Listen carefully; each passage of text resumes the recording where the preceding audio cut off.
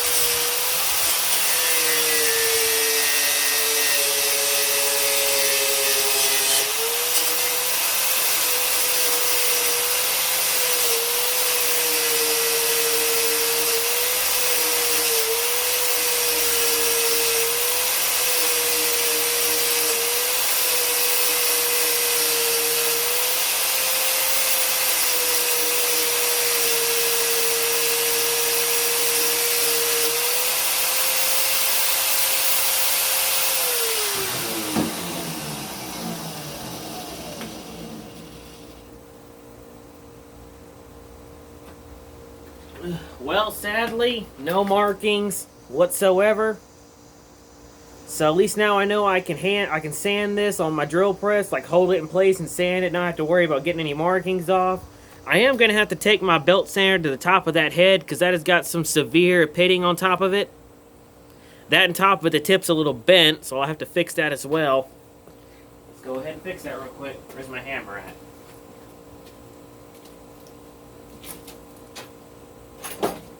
There we are. Don't need a big hammer, just need my mini hammer.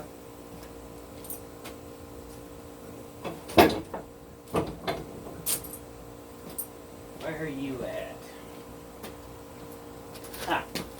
And all I'm going to do is simply take this sludge hammer head and just put the tip of the screwdriver and use that as an anvil. That's basically what these are also good for.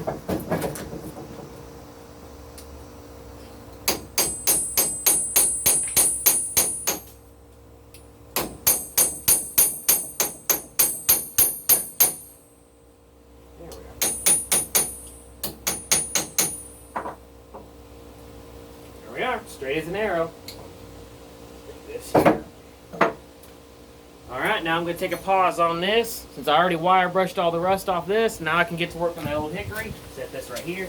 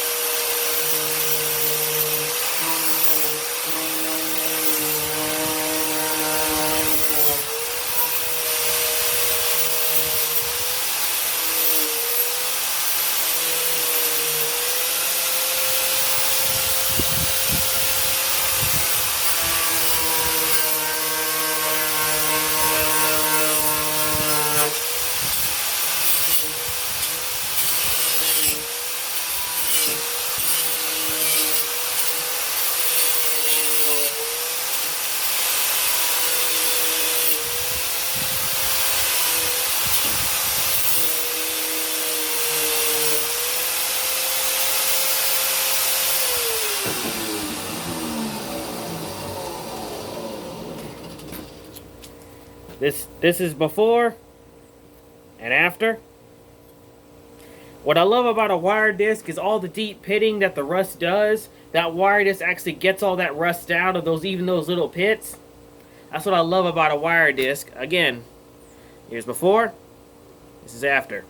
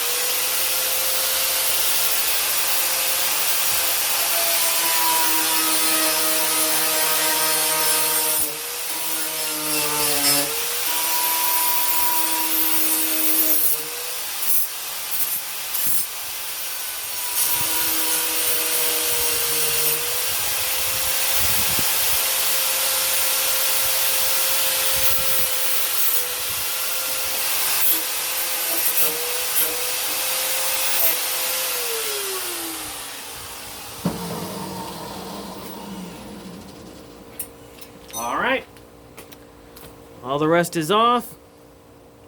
Now I gotta fix the major chips in this blade and re-tip it.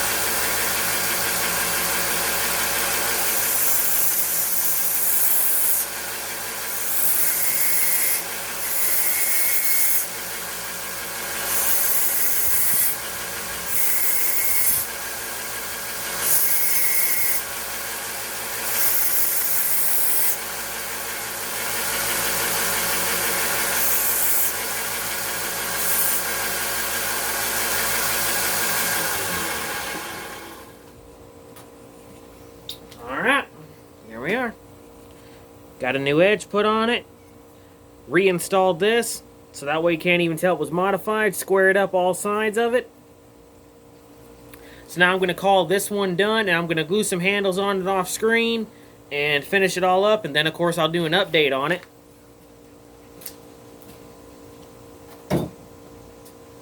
Alright, next is to finish up this screwdriver. So now I'm going to clamp this in my drill press like this, and it'll spin, and I'll be able to hand sand it. But the first thing I got to do is get this major bent piece right here off.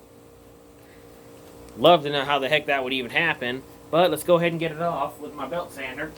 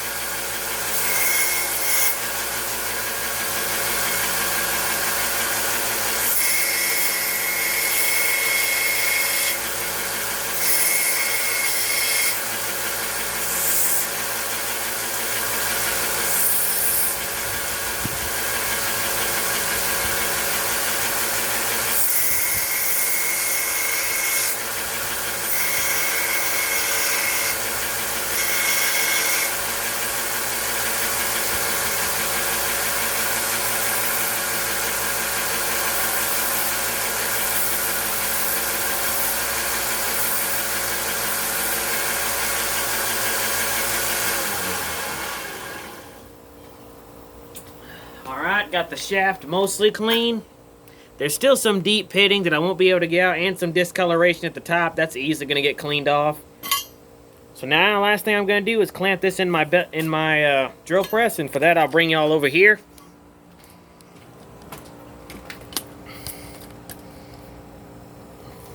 Let me hook this thing up.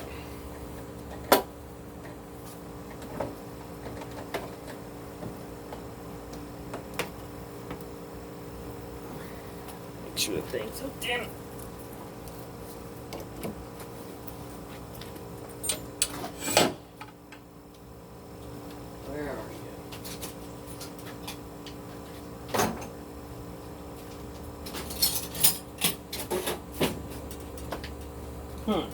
Forgot my chuck wrench. I'll be right back.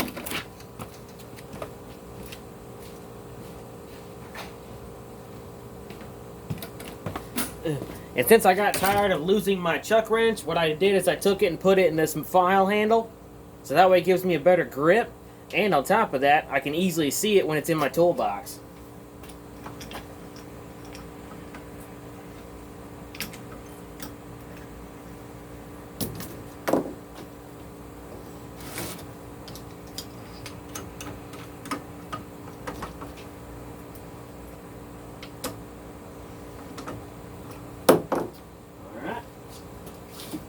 Now I'm going to use some simple 120 grit sanding belts. Voila.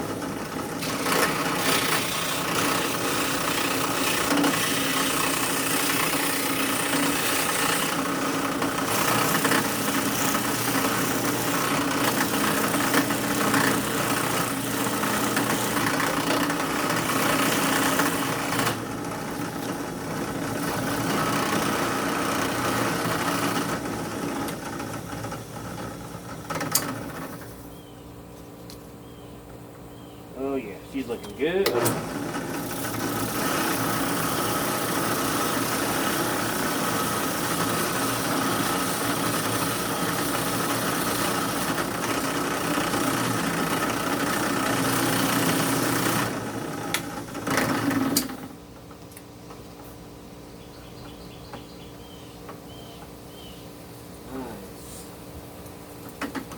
Alright, let's get you out of here.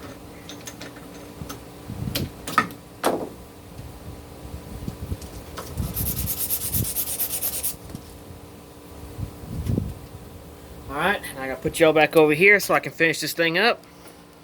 And then move on to that meat cleaver. Oops, y'all can't see me right. There we go. Yep, now y'all can see me.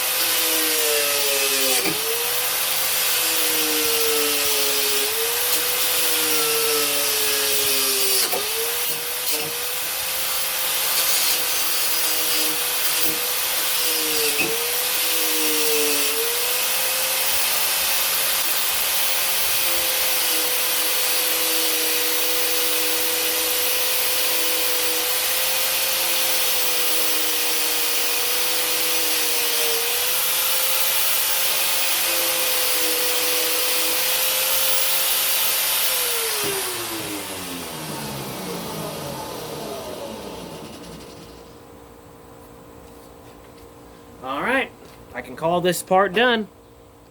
Got the shaft all nice and cleaned, and got the handle all smoothed off. So what I'll do is, once again, I'll stain this off screen, get this handle all cleaned up, and then do an update on it in the next video. Last but not least is to finish up the meat cleaver. And I'm gonna go for a traditional style handle, kind of like what its twin brother's got. Where I want to make this rounded part right here at the top. So let's go ahead and get started with it.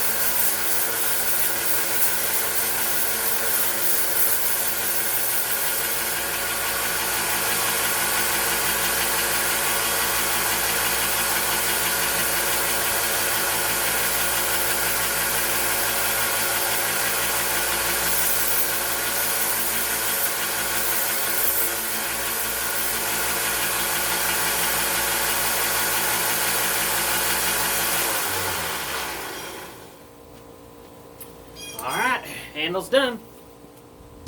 Shaped to the general shape I wanted. Goes really good in the hand. And as soon as I get done staining the handle, of course, I'll do an update, and then I'll be putting this cleaver for sale. And it is very sharp. So anyway, there's 3 items restored.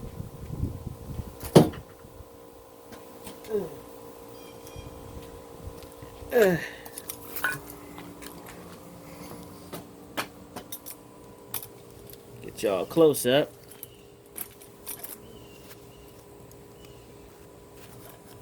Hope y'all enjoyed the video, and as always, stay sharp.